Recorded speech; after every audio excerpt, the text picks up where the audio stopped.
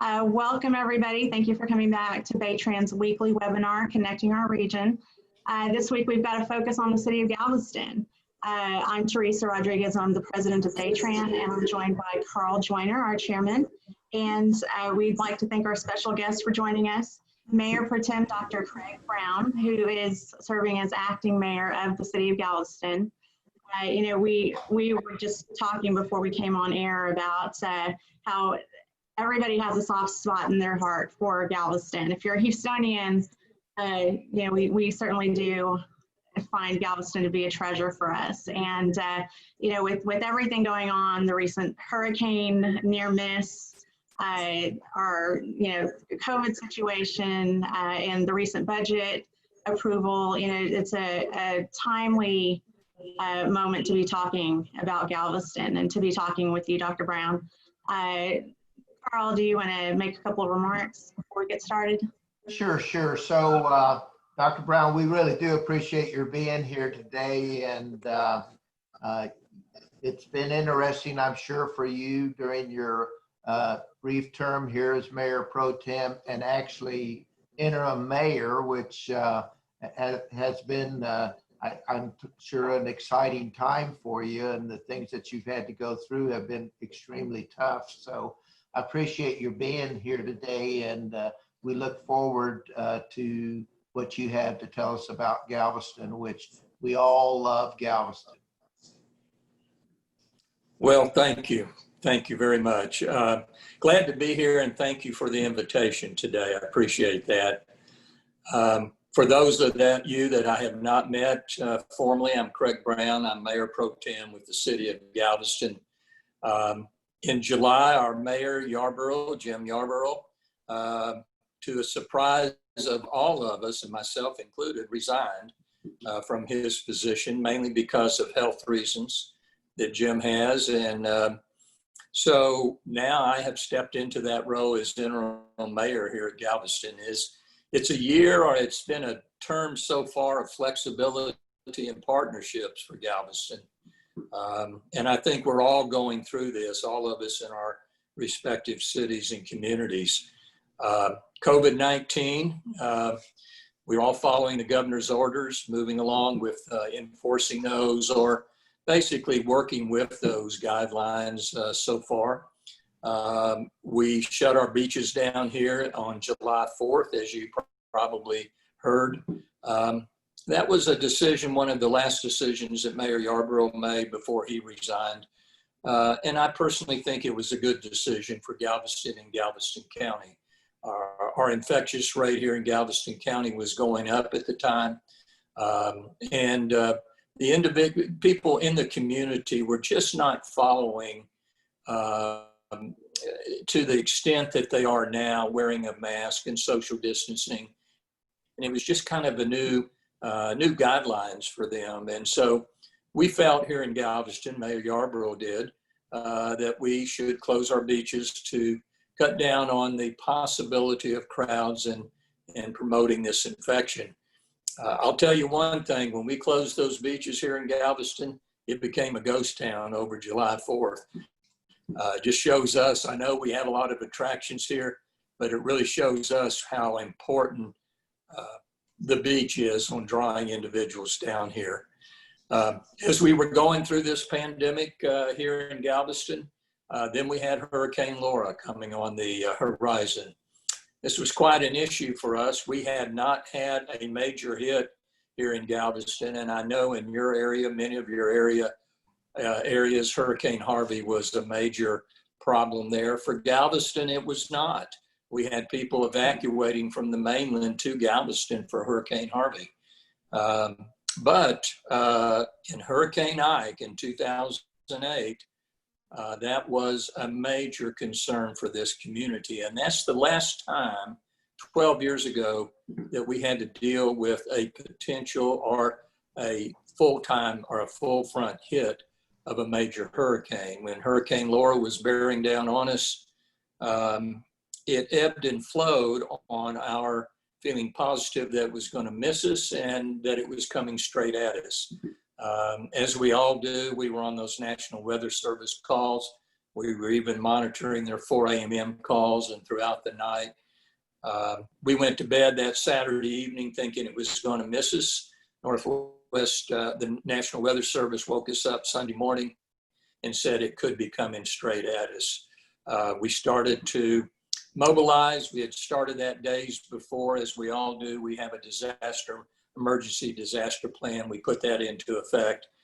And then on 6 a.m. on that Monday morning, we made the decision to go ahead and call for a mandatory evacuation. We did that for a number of reasons, public health and safety, number one, but also, as we know, that activates TDM.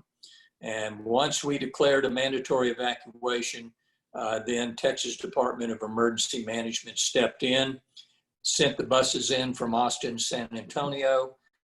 We had about 1,000 individuals here on the island registered with the state's STEER program that needed assistance for evacuation.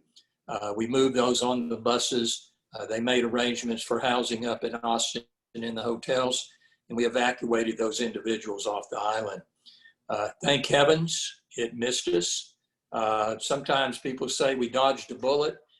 We down here say we dodged a bomb.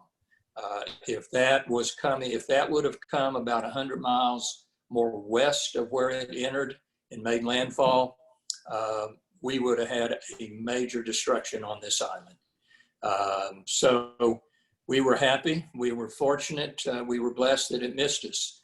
On the same note, we sent out immediately our police chief, our fire chief, Public Works Administration to contact those cities in the eastern part of Texas and in Louisiana to see what we could do to assist them. Our heart goes out to them, and they're still rebuilding over there. I just checked before we went online. We have 6 more storms sitting out in the Atlantic and the Caribbean right now. So we're not over this hurricane season. We won't be able to let our guard down for quite a long time. We feel here in Galveston, for a number of different reasons, the number of storms and the intensity of these storms is going to get worse and worse as years go by. So that's going to be something that will be affecting all of our communities for a little while. Labor Day, we had a good crowd. Tourism has dropped here on the island. The park board, who manages all of our tourism related activities here on the island, they have cut their budget 25% for this coming year in 21. Our hotel occupancy tax, which is a major part of our funding for the park board and a portion of our funding at the city, we have cut accordingly. So that is playing a role as we go through our budget process. Council approved our budget this last Thursday. We have lowered our property tax rate 2 cents down to 56 cents per $100 evaluation. And we have kept our budget, our operating budget for our city has been flat now since 2019. We've kept that a flat budget all the way through and still are projecting that for 21. We have commitments here to our firefighters, to our police and our pension funds, and to our civilian employees. We still are honoring, of course, all of those commitments to the pension fund. That was a major accomplishment basically in 2019 and 2020 that we accomplished to get our police pension fund back within a reasonable solvency here. And so we're very proud of that, and we proud of the police coming on board and assisting with us with that. We had to go to the state legislature to do that, but it got done, and I think everybody's benefited from that. The port has taken quite a hit. Port of Galveston was for this year was forecasting about a $10 million, and for 21 for sure about a $10 million net profit at the port. As many of you may know, our port here receives no public money whatsoever. They're kind of like a private business from the standpoint or an enterprise fund. They have to make their way and have to make their produce their revenue to survive there. When the cruise lines pulled out, it was a major hit to the port. So that $10 million projected profit, net profit that we were forecasting has dropped down to zero now. We have offset a lot of our port revenue here in the island. We've offset that with lay cargo, or lay dockage for ships that come in and do repair work and load materials and so forth. And we have expanded our cargo area.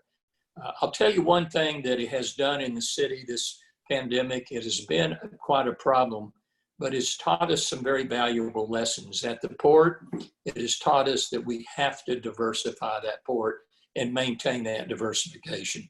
We were moving in a direction that we were putting more and more emphasis on cruise lines. They're very lucrative from the net bottom line, but they can come and go, as we've seen. So we've diversified our wind energy, and you're seeing a lot of these giant wind turbines and propellers moving off the island.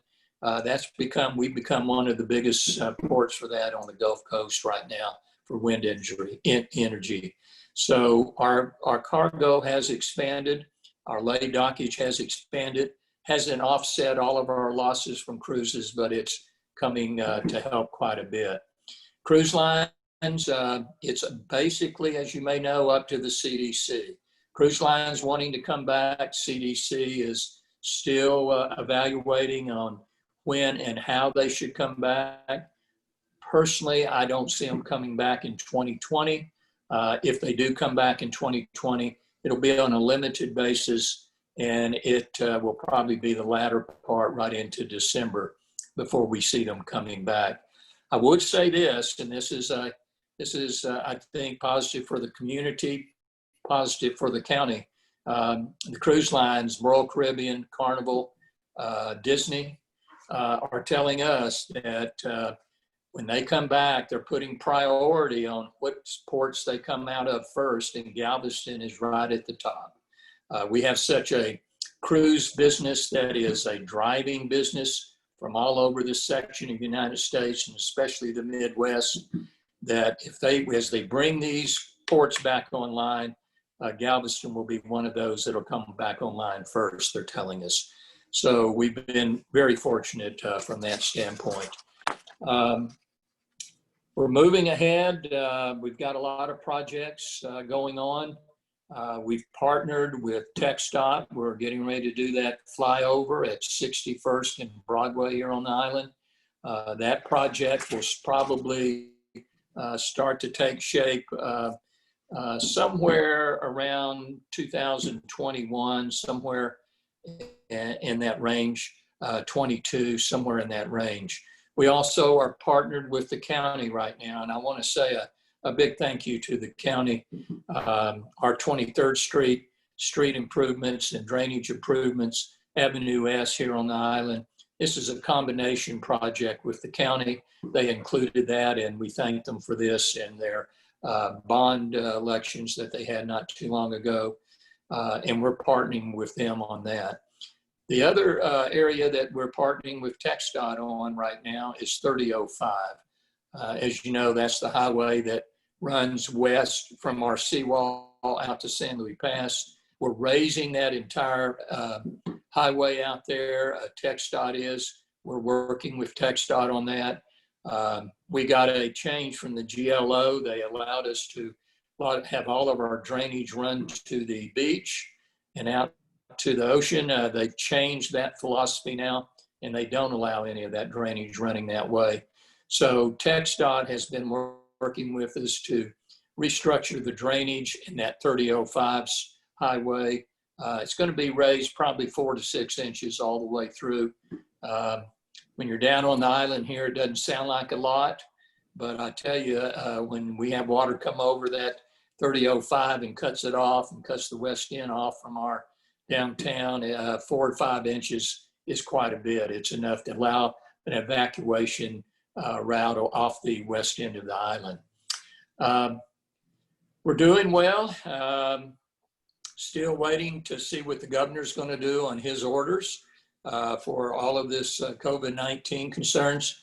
We're hearing informally, and some of you on this call might know much more than I, but we're learning that possibly in the next week or two, the governor may make an announcement about these restrictions, and we'll see where he's heading once those are made.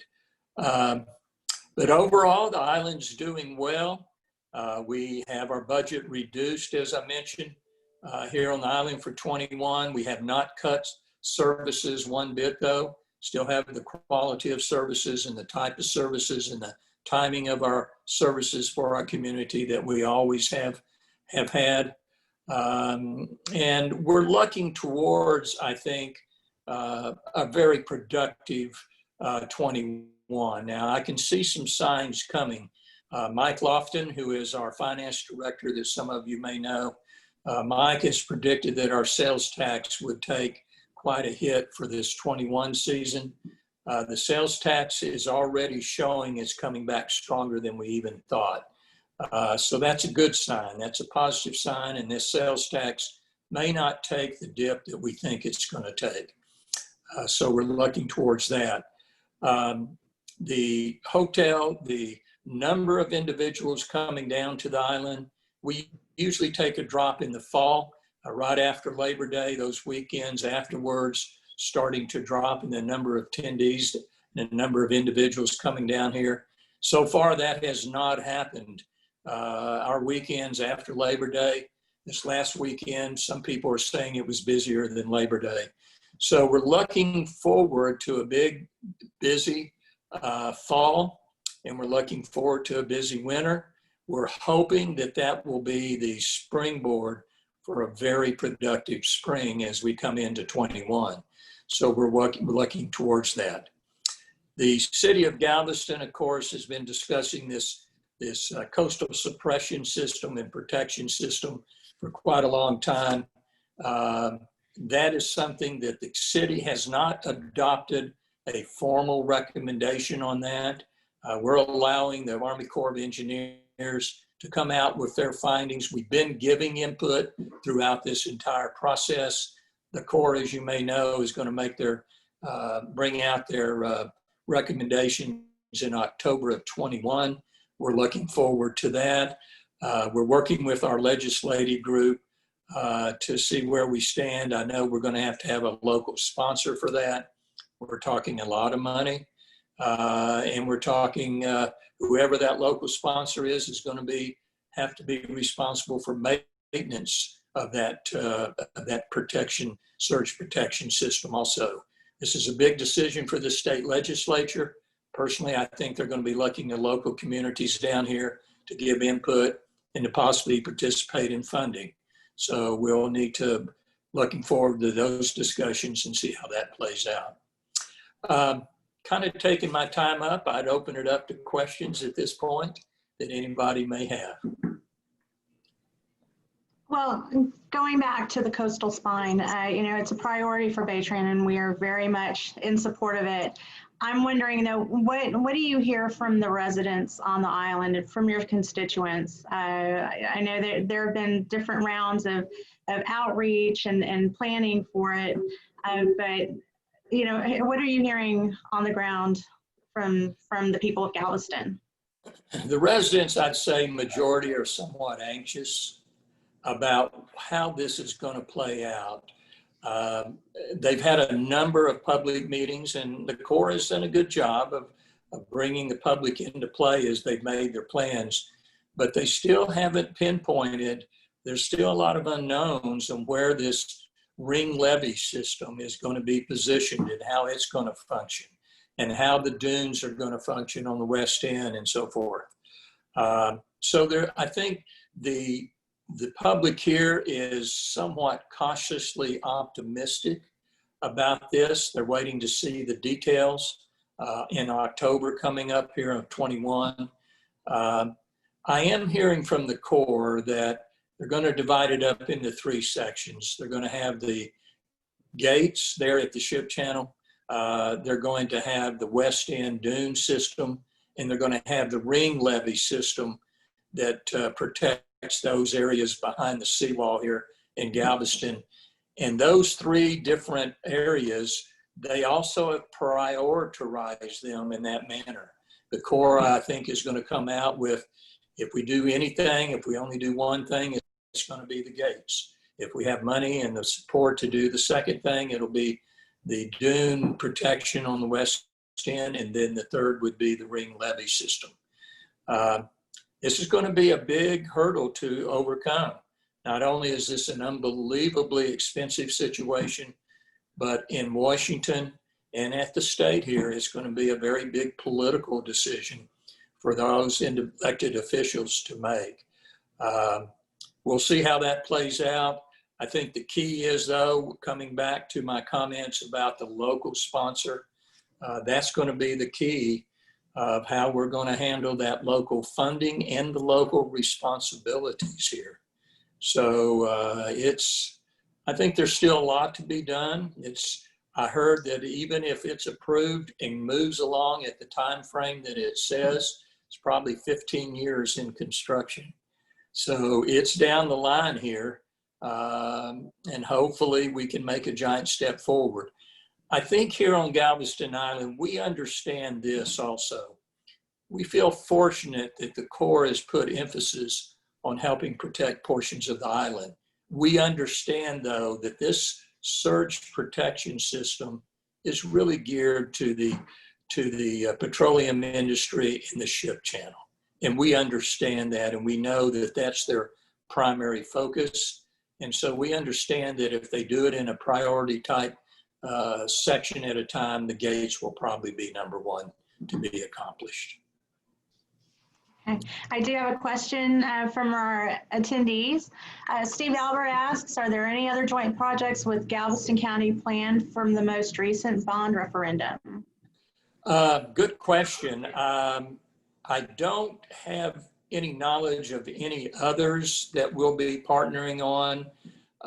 We're projecting in our 5-year capital plan to probably come back in 2024 with the new bond election here in Galveston for other projects. And those will where we'll probably be looking at partnering with the county. While we're talking with partnering with the county, I want to mention the Pelican Island Bridge on the island here. The county Commissioner Ken Clark has been leading the charge on this. We appreciate Commissioner Clark's efforts on this. He's brought together TxDOT. He's brought together Port of Houston. He's brought together the Port of Galveston, the City of Galveston, the county, and the Navigation District down here. We're still a little ways from getting this approved, and coming on also now is Texas A&M is a big player in this decision for this Pelican Island Bridge. So we're hoping to bring all of those individuals and those organizations, I should say, together to make this happen. TxDOT has held that money out for quite a long time now and not spent that money, and they put it into reserves for this Pelican Island Bridge, but they're not going to do that forever. So we're going to have to move forward. We just got a report from TxDOT last week. That bridge probably has a lifespan of about 5 years. So we're going to have to move very, very quickly to get this bridge done. We need to get on it. So you have served as chairman of both the Planning Commission and the Parks Board. In your time chairing those and since your time on council, how has Galveston changed its thoughts on planning for the community, on planning your infrastructure? With the Vision Zero project going on, have you seen an evolution in priorities and how the city approaches your infrastructure? Very much so. I can maybe kind of give you an example on this, Teresa. When I came on council in 2014, the amount of money spent on infrastructure improvements on the island was in the hundreds of thousands of dollars here. We're spending tens of millions of dollars now on infrastructure. In the last 6 years, the amount of money that we have put into our infrastructure here has been remarkable. We have more infrastructure projects, and we have spent more on infrastructure in the last 6 years in the entire history of the island. So we're putting a lot of emphasis on that, on infrastructure. We also have something unique here, and it may not be unique to Galveston. Please excuse me for other cities if it's not. We have what we call a infrastructure set-aside amount that is in our charter now. And what that means is we take, each year we have to set aside 8% of our entire general fund budget has to be earmarked for infrastructure or to support debt for infrastructure only. So we take out, this year we'll put about $5 million into our, we call it our set-aside account, or our infrastructure set-aside account. And every year it's funded to that amount to fund debt and or infrastructure improvements. That's great, and thank you for your role that you've played in that. You know, it's a big job to serve on those commissions. So, you know, thank you for that. We are actually just about out of time, but I want to give Carl a chance to make some remarks, and then we'll wrap it up with a few save the dates. Go ahead, Carl. Well, thanks again for being on today. And Welcome. as Teresa mentioned, the coastal spine is probably one of our top projects here with BayTran, and two of the others are the widening of the ship channel, which actually I think affects Galveston also. And then the third one is the completion of the Grand Parkway, which we see as very important as an evacuation route in hurricanes, etc. So we hope you'll be active with us here in BayTran, and we plan to go to Austin for the legislative season, and we'd like for you guys to be with us as we try to promote our area and make sure that our legislators know what we need in Galveston County and Harris County and Brazoria County. Thank you, Carl, and thank you for having me. And I was talking to Teresa and Carl before we went on today. I know Galveston's not representative right now on BayTran, but we'll change that. So just let me know what we have to do, and we'll get our representative, or myself will be there. Thank you. Thank you so much. We appreciate your time, Mayor Pro Tem Brown, and we'll definitely be reaching out to you. For everybody on the call, thank you so much for joining us again. We will be back again next Monday, September 21st, with Congressman Pete Olson. And then September 28th, we're hosting Metro President and CEO Tom Lambert. So we hope you'll keep coming back. We've got more programs scheduled through the fall, and we'll be announcing our State of the County's date very soon. So keep an eye out. And in the meantime, thank you all. And thank you again, Dr. Brown. This was a great discussion. You're welcome. Thank you. Thank you. Thanks, everybody.